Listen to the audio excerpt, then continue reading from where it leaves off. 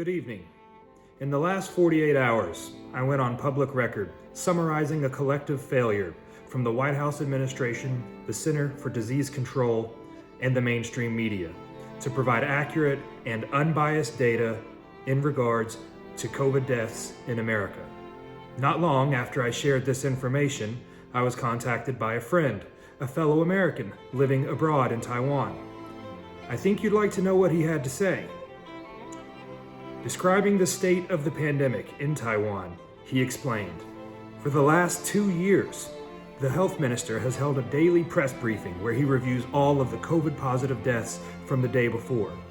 He goes into detail, clarifying if the deaths were in otherwise healthy individuals, meaning the death was likely caused by COVID, or if pre-existing conditions were made worse by COVID, or if the death was completely unrelated. He provides real-time updates on how the government is adjusting their plans based on the newest data. This is the state of the pandemic in Taiwan. How is it that our nation's government, health and science leaders don't see the value in offering us, my fellow Americans, this same level of information?" While I would love to ponder that question further, there is another topic that is weighing heavily on my heart. It's critical to share because, unlike bad reporting from these organizations, this next subject you have full control over. What worries me far more than bad data is that these very same leaders, though I struggle to call them that, instead of focusing on providing us with accurate information, they think it's a better use of their platform to vilify, threaten, and ostracize those individuals who have, for constitutionally protected reasons, chosen not to get a vaccine.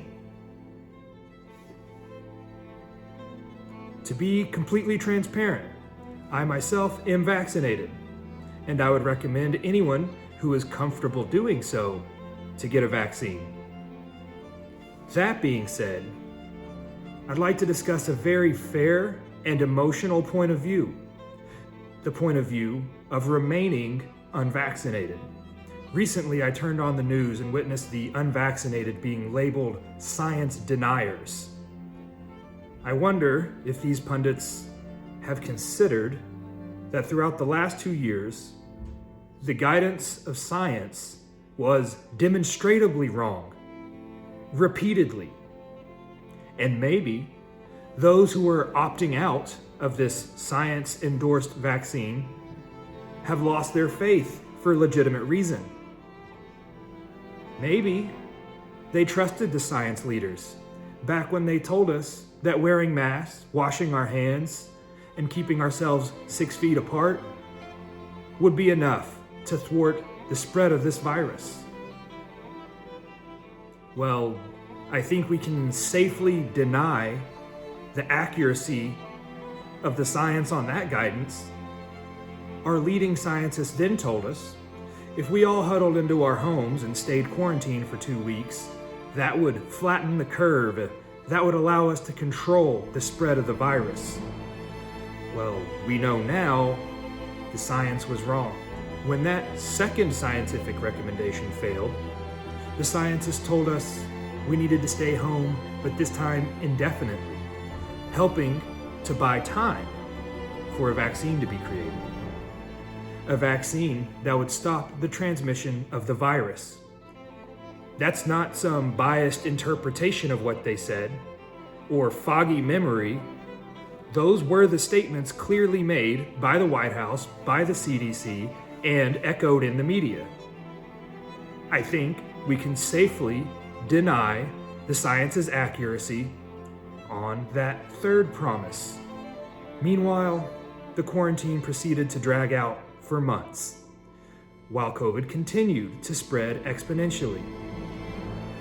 We were told by the scientists to wait, only allowed to peer through our blinds as the nation's economy crumbled, seeing the worst recession since the subprime mortgage crisis. We watched under gunpoint as local businesses failed to survive their forced closures.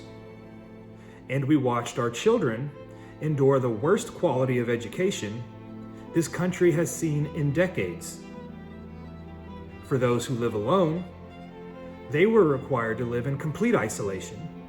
No visiting family, no having friends over, no physical interaction with any other human beings, because that's what the science recommended.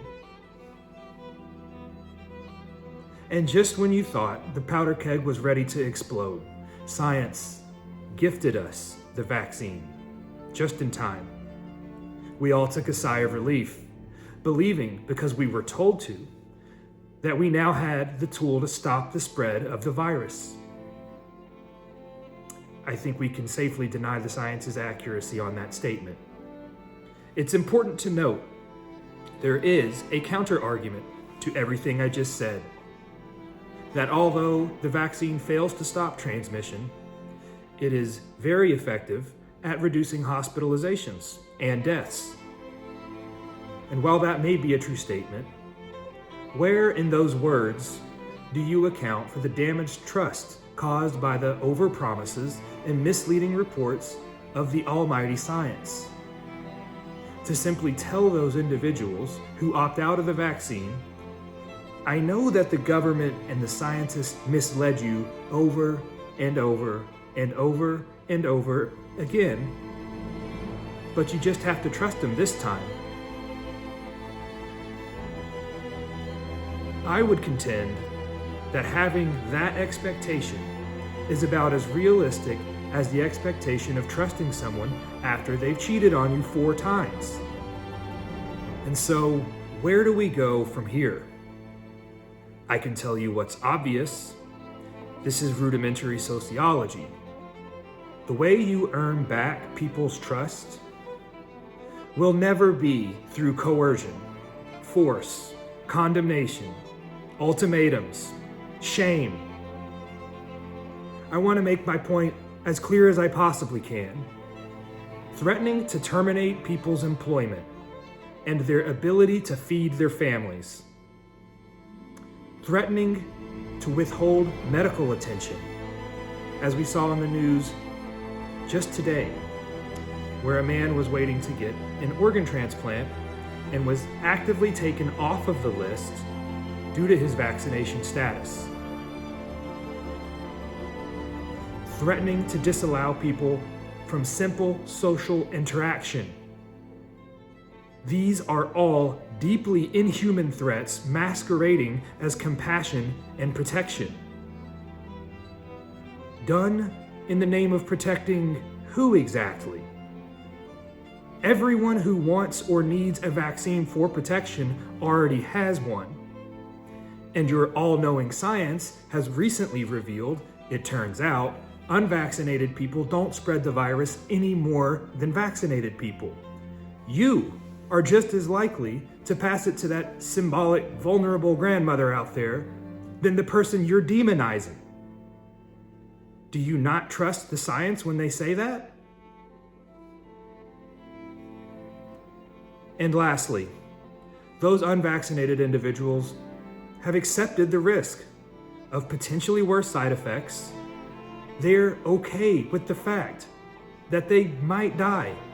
That's called the freedom of choice. It's a legally protected right of autonomy over one's own life.